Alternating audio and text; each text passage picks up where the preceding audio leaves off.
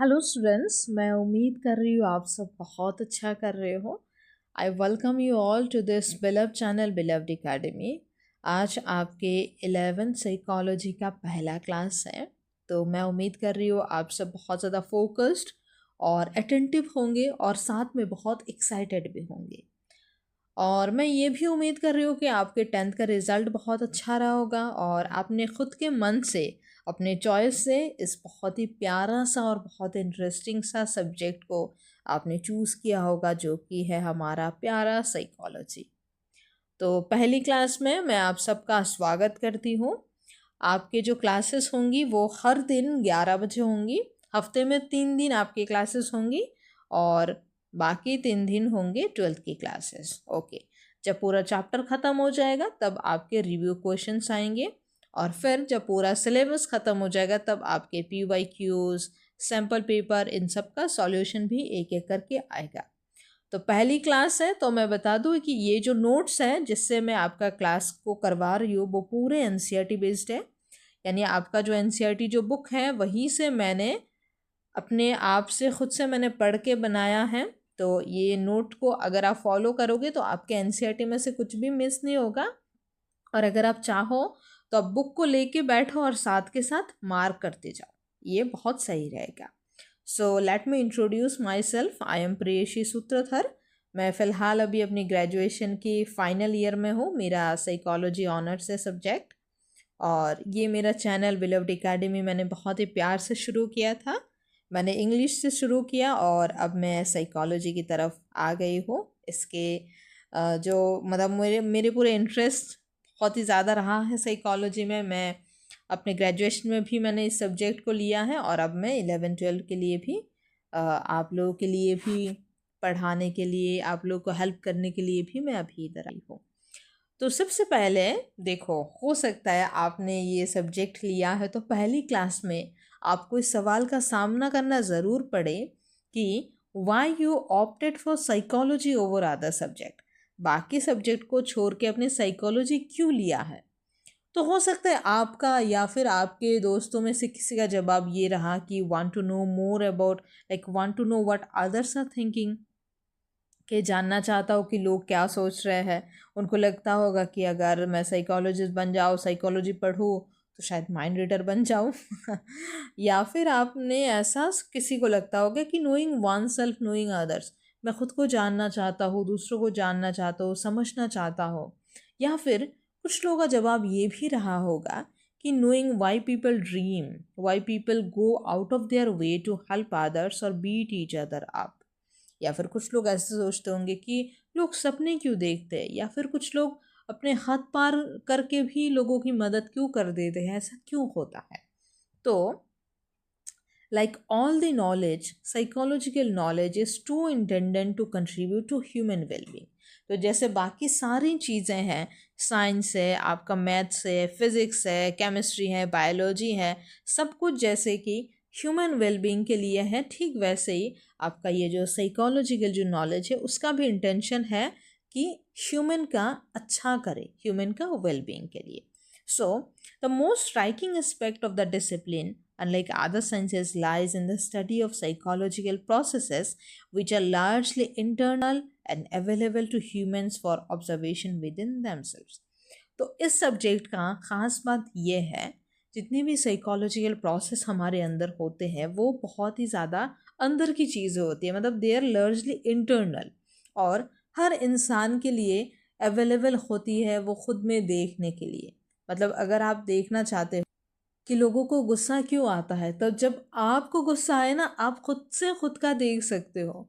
या फिर लोग किसी चीज़ में ज़्यादा खुश क्यों हो जाते हैं, कुछ चीज़ें ऐसी होती हैं तो लोग बुरा क्यों मान जाते हैं, दुखी क्यों होते हैं, हंसने क्यों लगते हैं, खुश क्यों होते हैं, दुखी क्यों होते हैं, रोते क्यों है। ये सारी चीज़ें अगर आपको स्टडी करनी है, ये सारी साइकोलॉजिकल प्रोसेसेस, तो इन सब को आप ऑब्जर्व कर सकते हो अपने अंदर।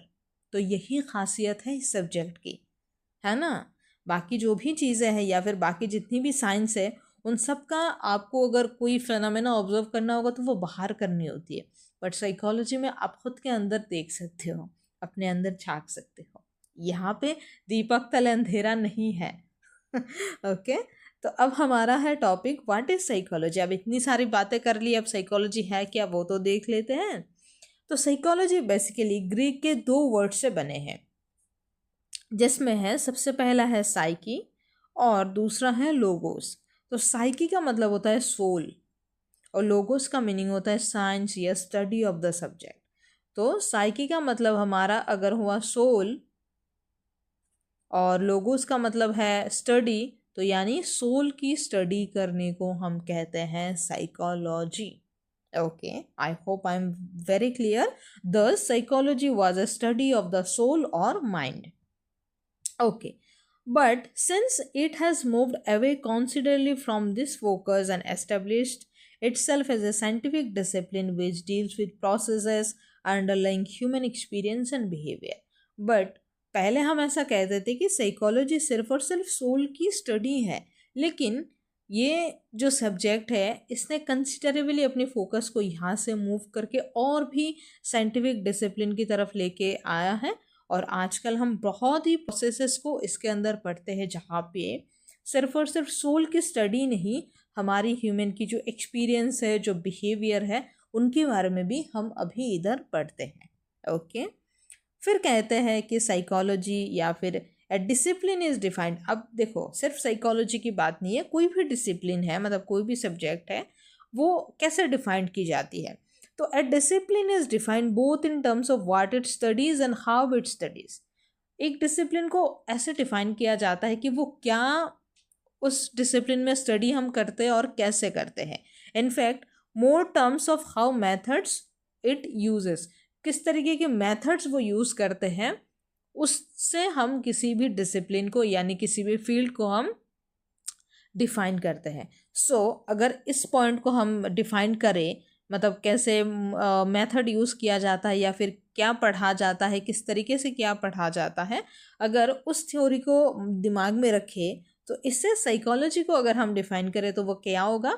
Formally as a science which studies mental processes, experiences, behaviour in different context. तो हमने देखा कि मेंटल प्रोसेसेस यानी सोल, फिर हमारे ह्यूमन एक्सपीरियंस, ह्यूमन बिहेवियर को जो स्टडी करता है वो है साइकोलॉजी। अब यहाँ पे देखो 3 टर्म आया है, लाल कलर से मैंने इनको मार्क करा है। तो अब हम देखेंगे इन 3 टर्म्स को अलग अलग करके। आई होप आपको क्लासेस अच्छी लग रही होगी। अगर नहीं अच्छा लग रहा है तो आप नीचे कमेंट करो कि क्या नहीं लग रहा है अच्छा, मैं कोशिश करूँगी कि मैं उसमें थोड़ा सा सुधार लाऊँ। ओके, तो सबसे पहला है मेंटल प्रोसेस। अब मेंटल प्रोसेस क्या है। सो व्हेन वी से experiences are internal to the experiencing person, then we refer to the states of consciousness or awareness or mental process। तो जब हम कहते हैं कि कोई भी पर्सन जो कुछ एक्सपीरियंस कर रहा है, यानी एक्सपीरियंसिंग पर्सन जो है, उसके सारे एक्सपीरियंस जो है वो इंटरनल है, वो अंदरी चीज़ है, वो अपने आप एक्सपीरियंस कर रहा है, then we refer to the state of consciousness. हम कहते हैं कि वो उसकी कॉन्शियसनेस की बात है कि वो क्या एक्सपीरियंस कर रहा है, उसकी अवेयरनेस की बात है, यानी वो उसकी मेंटल प्रोसेस है ना। देखो, एक सिचुएशन में अलग अलग बंदा अलग अलग चीज़ों को एक्सपीरियंस कर ही सकता है। जैसे कि अगर मानो अभी मैं ये पढ़ा रही हूँ आपको, ये जो क्लासेस हो रही है, हो सकते हैं किसी एक बच्चा है जिसको ये बहुत ही ज़्यादा ईजी लग रहा है, कोई बच्चा होगा जिसके पूरा सर के ऊपर से जा रहा है कि क्या पढ़ा रही है, कुछ भी समझ में नहीं आ रहा है। तो वो चीज़ तो सही में एक ही क्लास है, बट वो एक्सपीरियंसिंग पर्सन के ऊपर डिपेंड कर रहा है कि वो उसका क्या अवेयरनेस है।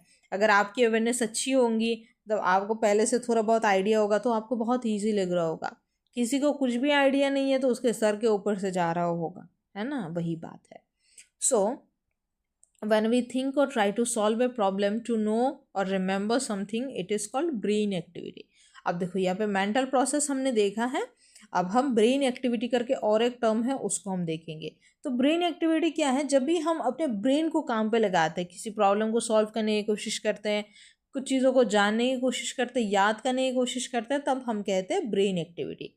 अब बात है कि क्या ये ब्रेन एक्टिविटी और जो मेंटल प्रोसेस है क्या वो सेम है। अब चलो इसका पता लगाते। So however we can not say that brain activities and mental process are the same. But देखो, मेंटल प्रोसेस होता है कि बंदा क्या एक्सपीरियंस कर रहा है, और ब्रेन एक्टिविटी है कि जब हम ब्रेन को काम पे लगाते कोई प्रॉब्लम सॉल्व करने के लिए या फिर कुछ चीज़ों को याद करने के लिए या फिर सीखने के लिए, जानने के लिए। तो क्या ब्रेन एक्टिविटी और मेंटल प्रोसेसेस सेम है? तो यहाँ पे कहते हैं कि हाँ, शायद हम कह सकते हैं या फिर कह नहीं भी सकते हैं कि ब्रेन एक्टिविटीज़ और मेंटल प्रोसेस सेम है, बट ये दो चीज़ जो है वो दोनों इंटरडिपेंडेंट है ना। ओके, तो दोनों क्या है, इंटरडिपेंडेंट है, मतलब दोनों सेम नहीं है और साथ में दोनों इंटरडिपेंडेंट है, मतलब एक दूसरे पे वो डिपेंड भी नहीं करते। अब कैसे डिपेंड नहीं करते, चलो वो देखते हैं। सो ब्रेन एक्टिविटीज़ हमें क्या करती है, provide clues as how our mind function. ये जो हमारा माइंड है, ये माइंड फंक्शन कैसे करता है वो हमें पता चलता है ब्रेन एक्टिविटीज से। लेकिन हमारी जो कॉन्शियसनेस है, चलो इसको मैं पढ़ती हूँ फिर मैं बताती हूँ।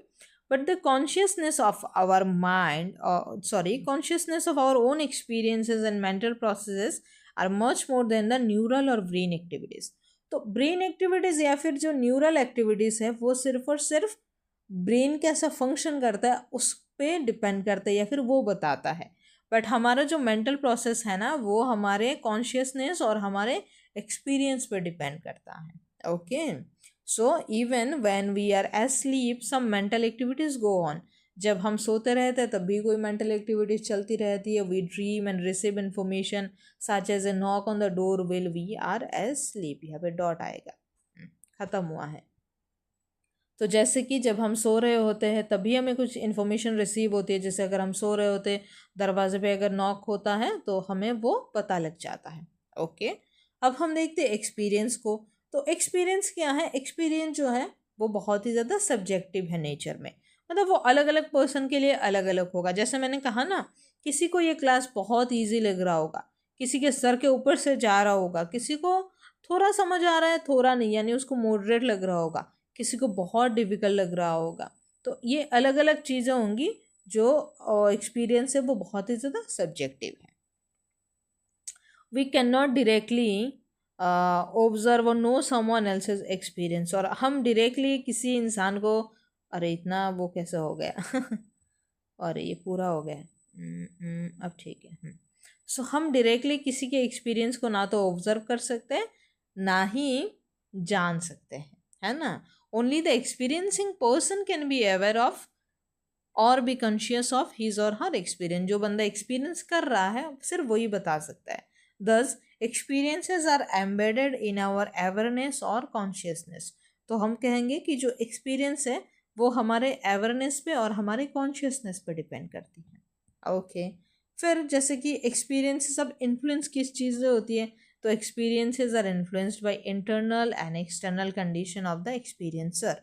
तो जो एक्सपीरियंसर है या जो एक्सपीरियंसिंग पर्सन है उसके जो एक्सपीरियंस है वो इंटरनल और एक्सटर्नल दोनों फैक्टर से इन्फ्लुएंस्ड होते हैं। ओके, जैसे कि एक एग्जांपल है कि अगर आप travelling in a crowded bus during hot summer day, you may not experience the usual discomfort if you are going for a picnic with some close friends.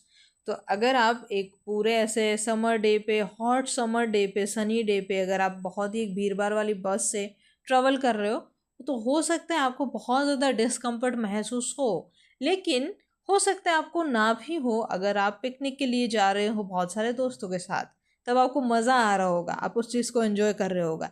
But same चीज़ मानो आप office के लिए जा रहे हो, चलो ऑफिस को आप रिलेट नहीं कर पाओगे, आप किसी भी एग्ज़ाम के लिए जा रहे हो, क्लासेस के लिए जा रहे हो, कुछ भी जा रहे हो ना कहीं पे भी, तो ऐसे गर्मी में अगर आप इतनी भीड़ भाड़ वाली बस पे चढ़ोगे ना तो डिस्कम्फर्ट तो होना ही है। ओके, अब हम आ जाते हैं बिहेवियर पे।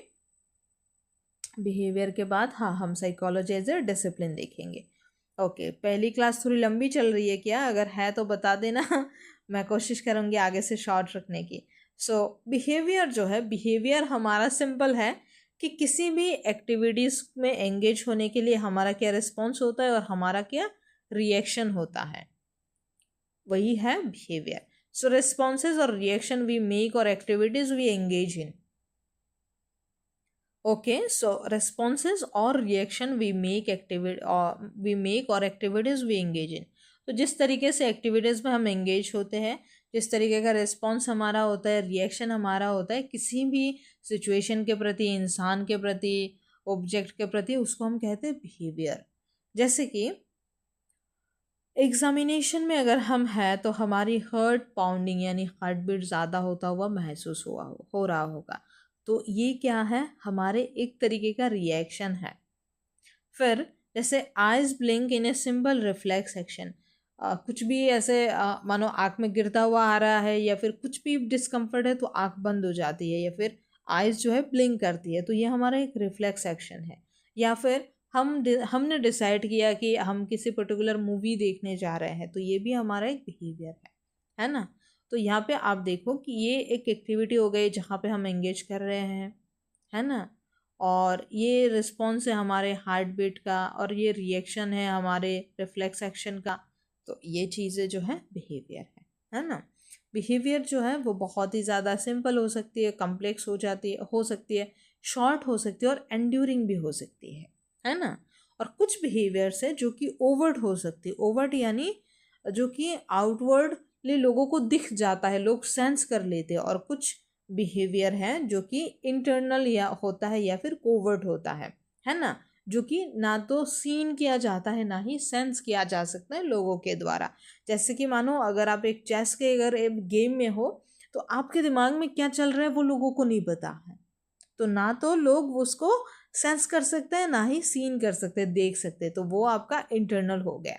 ओवर्ट यानी जो लोगों को दिख जाता है और कोवर्ट यानी या फिर इंटरनल यानी जो लोगों को नहीं दिखता है। ओके, अब यहाँ पे साइकोलॉजिस्ट ने एक बात कहा है कि according to some psychologist behaviour क्या है, behaviour is an association between stimulus and response, but both stimulus and response can be internal और एक्सटर्नल। तो ये जो स्टिमुलस है और रिस्पॉन्स है वो अगर आप देखो तो स्टिमुलस होता है जिससे कि कोई रिएक्शन पैदा होता है ना, तो कोई रिएक्शन जिससे पैदा होता है उसको हम कहते हैं स्टिमुलस। जैसे कि यहाँ पे रिफ्लेक्स एक्शन की बात करा है ना, आइज ब्लिंक, तो यहाँ पे क्या होता है कि मानो आँख में कोई कुछ गिरा है तो ये हो गया स्टिमुलस, और ये जो आइज जो ब्लिंक हुआ है वो हुआ है रिस्पॉन्स। ओके, तो आई होप आपको समझ आया होगा। अब हम देखते हैं कि साइकोलॉजी एज ए डिसिप्लिन कैसी है, फिर हम साइकोलॉजी एज नेचुरल साइंस और psychology as a social science देखेंगे, और बाद में नेक्स्ट क्लासेस में हम माइंड, बिहेवियर, इन सारी चीज़ों को देखेंगे। ओके, तो अब हम देखते हैं साइकोलॉजी एज ए डिसिप्लिन क्या है और कैसा है। तो साइकोलॉजी हमने सबसे पहले देखा है क्या करता है, साइकोलॉजी करता है कि बिहेवियर को स्टडी करता है, एक्सपीरियंस को स्टडी करता है और मेंटल प्रोसेसेस को स्टडी करता है। ओके, अब ये किस चीज़ की अंडरस्टैंडिंग को हमें दर्शाता या फिर एक्सप्लेन करता है। So it seeks to understand and explain how mind works and how different mental processes result in different behaviour. तो ये एक्सप्लेन करता है कि दिमाग जो है, माइंड जो है वो काम कैसे करता है और अलग अलग मेंटल प्रोसेसेस से अलग अलग बिहेवियर कैसे होता है, इस चीज़ को ये एक्सप्लेन करता है। ओके, सो इंडियन ट्रेडिशन में क्या है, in Indian tradition self reflection and analysis of our conscious experiences is held to be a measured source of psychological understanding. अब क्या है कि इंडियन ट्रेडिशन में क्या है कि सेल्फ रिफ्लेक्शन यानी अपने आप के बारे में हमारी क्या सोच है, क्या परसेप्शन है, कैसी इमेज है, कैसी समझ है, उसको और हमारे कॉन्शियस एक्सपीरियंस को स्टडी कर पाना, समझ पाना, एनालाइज कर पाना एक बहुत ही इम्पॉर्टेंट पार्ट होता है साइकोलॉजिकल अंडरस्टैंडिंग का, है ना। तो अगर आपको कोई बोले कि इंडियन कॉन्टेक्स्ट में अगर आप साइकोलॉजी की बात करो तो इंडियन कॉन्टेक्स्ट जो है वो सेल्फ रिफ्लेक्शन पे ज़्यादा ध्यान देता है और हमारी अपनी जो कॉन्शियस एक्सपीरियंस है उसको एनालाइज हम कितना कर पाते हैं उस पर ध्यान देते हैं। और इसी की जगह क्या है, जो वेस्टर्न साइकोलॉजी है वो क्या करता है, वो भी चलो एम्फोसिस तो करता है सेल्फ रिफ्लेक्शन को, सेल्फ नॉलेज को, but in understanding human behaviour and experience. तो यहाँ पे क्या है, लोगों का क्या बिहेवियर है, कैसा एक्सपीरियंस है, उस पर ज़्यादा ध्यान देता है वेस्टर्न साइकोलॉजी। और इंडियन साइकोलॉजी जो है वो खुद के बारे में ज़्यादा ध्यान देता है कि हमारी जो है हमारे आत्मज्ञान कितना है उस पर ध्यान देता है। और वेस्टर्न साइकोलॉजी हमारे सराउंडिंग को समझने में, आसपास की चीज़ों को समझने में ज़्यादा ध्यान देता है। ओके, अब यहाँ पे देखो कि फर्स्ट जो साइकोलॉजी को जो लेबोरेटरी एस्टेब्लिश हुई थी एकदम पहला, वो 1879 में हुआ था, और जो जगह है वो है लेप्जिग, वहाँ पे हुआ था। ये बहुत ही ज़्यादा इंपॉर्टेंट है, इस जगह को आप पूरा मार्क करके रखो, VVI यानी वेरी वेरी इंपॉर्टेंट। अब what kind of science psychology is still remains a matter of debate as natural science और social science। अब ये साइकोलॉजी साइंस तो है, लेकिन किस तरीके का साइंस है ये आज भी एक मैटर ऑफ डिबेट है। तो अभी साइकोलॉजी का जो है वो दो पैरेलल स्ट्रीम्स है, मतलब एक है सोशल साइंस, अभी इसको थोड़ा सा कलर चेंज करते हैं, हाँ, एक है नेचुरल साइंस और एक है सोशल साइंस। अब वो कैसे हैं, क्या है, हम वो देखते हैं। ओके, तो जो हमारा जो बायोलॉजिकल या फिर जो नेचुरल साइंस है वो कैसे हैं कि one which makes use of methods in physical and biological science and the other which makes use of okay तो जो हमारा एक मेथड है, मतलब दो पैरेलल स्ट्रीम्स है, उसमें से क्या है, एक है जो कि फिज़िकल साइंस और बायोलॉजिकल साइंसेस में अपनी मेथड्स को यूज़ करता है, मतलब use methods in physical and biological science, and other which makes use of methods of social and cultural science studying in various psychological and social phenomena। Okay, तो अब जो psychology as ए जो biological science या फिर natural science है वो क्या करता है, वो करता है कि जो भी मेथड्स है वो फिजिकल और बायोलॉजिकल साइंस में यूज़ करता है, मतलब साइकोलॉजी का एक पार्ट है। आप ऐसे समझो, ये थोड़ा कॉम्प्लेक्स हो रहा है यहाँ पे, तो अच्छे से वो है, आप ऐसे समझो कि ये साइकोलॉजी है। अब इसके दो मतलब हिस्से हैं, एक है नेचुरल साइंस और एक है सोशल साइंस।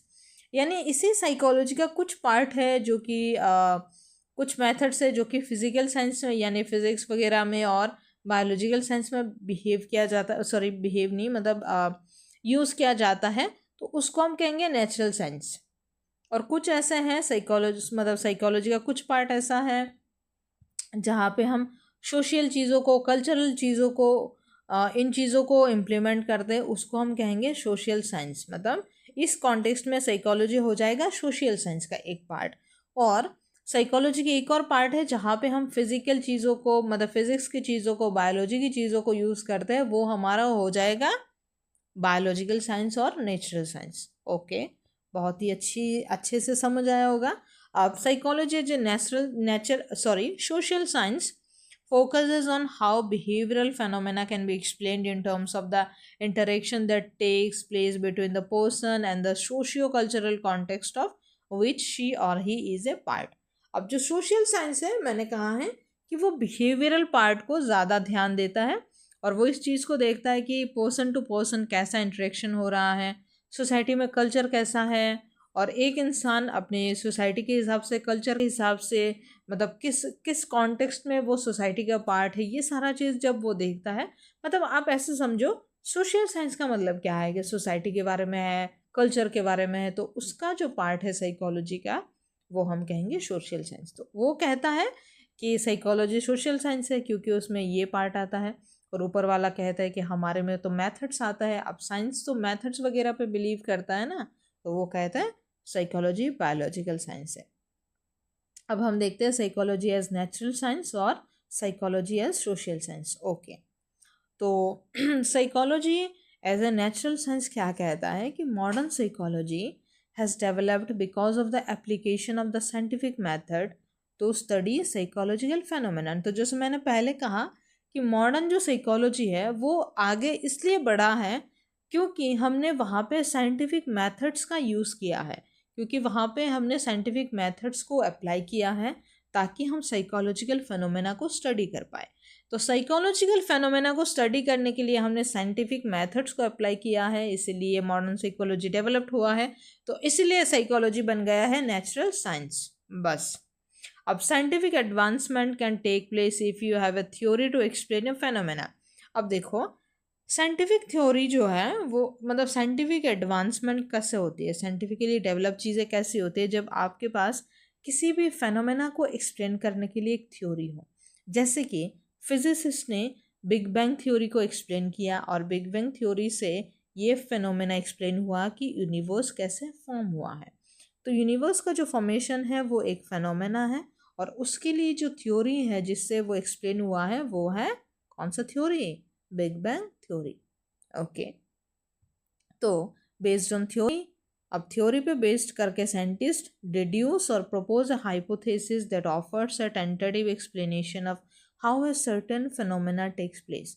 अब उस हाइपोथेसिस पे बेसिस करके, मतलब किसी भी थ्योरी के ऊपर बेस्ड करके साइंटिस्ट जो है वो एक हाइपोथेसिस ऐसा प्रपोज करते हैं जिससे कि किसी भी एक फिनोमेना का एक टेंटेटिव एक एक्सप्लेनेशन हमें पता चलता है।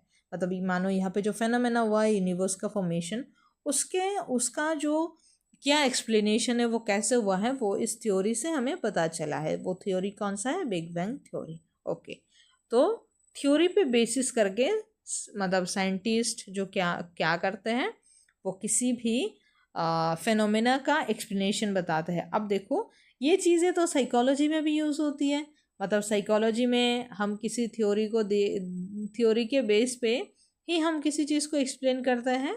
तो साइंस में जो चीज़ें यूज़ होता है वही सेम चीज़ तो साइकोलॉजी में भी यूज़ हो रहा है। तो इसलिए ये क्या हुआ? नेचुरल साइंस हुआ, यानी बायोलॉजिकल साइंस हुआ। Okay, so using the above, psychologists have developed theories of learning, memory, attention, perception, motivation and emotion. तो अब यही अप्रोच तो लगाया है कि थ्योरी से हमने एक्सप्लेन किया है किसी भी फिनोमेना को। तो यही सेम प्रोसेस, तो यही सेम अप्रोच तो साइकोलॉजिस्ट ने भी लगाया है, जो साइंस में लगा रखा है साइंटिस्ट ने। तो इसलिए क्या हुआ? साइकोलॉजी भी एक नेचुरल साइंस हुआ। अब देखते हैं सोशल साइंस कैसे है भाई।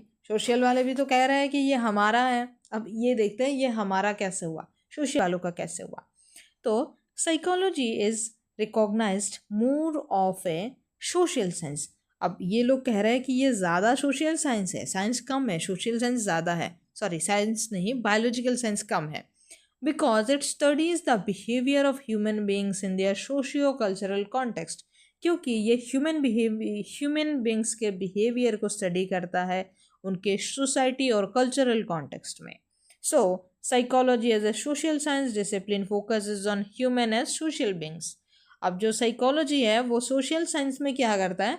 इंसान को सोशल बींग्स की तरह देखता है, यानी सोशल एनिमल्स की तरह दिखता है। अब सोशल बींग्स जो है कैसे हैं? वो सोसाइटी में एक साथ रहते हैं, एक दूसरे के बिना नहीं रहते हैं। So only one can understand why and how individual in communities become quite helpful and self sacrificing crisis. और इसी से जब हम देखते हैं सोशल साइंस में जो साइकोलॉजी का पार्ट आता है, उसमें से जब हम देखते हैं कि ह्यूमन जो है वो सोशल बींग है, और वो लोग कैसे कम्युनिटी फॉर्म करते हैं और कैसे एक दूसरे को हेल्प करते हैं और क्राइसिस में अपना सेक्रीफाइस करके दूसरों की मदद करते हैं, तो ये सारी चीज़ हम इसमें देखते हैं।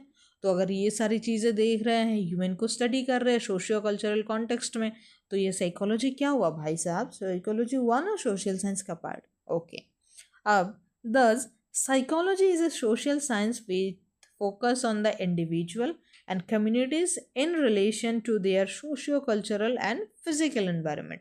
तो अब साइकोलॉजी सोशल साइंस इसलिए है क्योंकि वो इंडिविजुअल के कम्युनिटीज़ पे फोकस करता है और उनके सोशियो कल्चरल और फिजिकल एनवायरनमेंट पे ज़्यादा ध्यान देता है। ओके, तो एक जल्दी से रिकैप कर लेते हैं। पहले हमने देखा है कि इंट्रोडक्शन में कि साइकोलॉजी, लोगों को लगता है कि अगर साइकोलॉजी पढ़ेंगे तो वो लोग दूसरे क्या सोच रहे हैं वो पता कर लेंगे, या फिर ख़ुद को जान लेंगे, या फिर लोग सपने क्यों देखते हैं, हद पार होकर लोगों की मदद वगैरह क्यों करते हैं, वो हम जान सकते हैं। अब साइकोलॉजी है क्या? तो साइकोलॉजी दो शब्द से बना है, साइकी और लोगोस, जिसका मतलब है स्टडी ऑफ द सोल। अब स्टडी ऑफ द सोल को सोल में बहुत सारी चीज़ें हैं साइकोलॉजी में। जिन तीन चीज़ों पे बेस्ड होकर साइकोलॉजी बना है वो है मेंटल प्रोसेसेस, एक्सपीरियंस और बिहेवियर। अब साइकोलॉजी में दो ब्रांचेस है, एक है सोशल साइंस और एक है biological science. Biological science psychology इसलिए है क्योंकि उसमें जो साइंस में, जो बायोलॉजिकल साइंस में जो मेथड यूज़ किया जाता है वही मेथड यूज़ होता है, यानी हम थ्योरी के बेस पे एक्सप्लेन करते हैं किसी भी फेनोमेना को। तो यही सेम चीज़ हम साइकोलॉजी में भी यूज़ करते हैं, सेम चीज़ हम साइंस में भी यूज़ करते हैं, इसीलिए साइकोलॉजी हो गया एक बायोलॉजिकल साइंस। और सोशल साइंस कहता है कि भाई सोशल साइंस में जो चीज़ें हम देखते हैं वही सेम चीज़ हम साइकोलॉजी में भी देखते हैं, यानी इंसान को उनके सोशियो कल्चरल कॉन्टेक्स्ट में हम स्टडी करते हैं, इंसान को हम ह्यूमन बींग्स की तरह सोशल बींग्स की तरह देखते हैं। सो यही सारी बातें हैं। तो मैं जानना चाहूँगी आप लोगों से फीडबैक कि आप लोगों को पहला क्लास कैसा लगा। उम्मीद है अच्छा लगा होगा। कुछ अगर अच्छा नहीं लगा है तो वो मुझे आप लोग बताएं। और ये है हम मेरा इंस्टा आईडी प्रियशी सूत्रधर। अगर आपको ज्वाइन करना है मेरे साथ सोशल मीडिया के थ्रू तो आप जुड़ सकते हो, साथ में बिलव्ड एकेडमी लिखा रहेगा, आप आराम से ढूंढ सकते हो। और बहुत इम्पॉर्टेंट बात, आपको ये जो पीडीएफ नोट है वो आपको डाउनलोड करना होगा मेरा व्हाट्सएप चैनल से, जिस व्हाट्सएप चैनल का लिंक आपको मिल जाएगा डिस्क्रिप्शन में। Okay, so that's all, thank you so much. मैं उम्मीद करूँगी पहली क्लास अच्छी लगी होगी, और अगर कुछ अच्छा ना लगा होगा, कुछ चेंजेस करना है, कुछ भी हो तो आप मुझे बताएं कमेंट में। Thank you so much.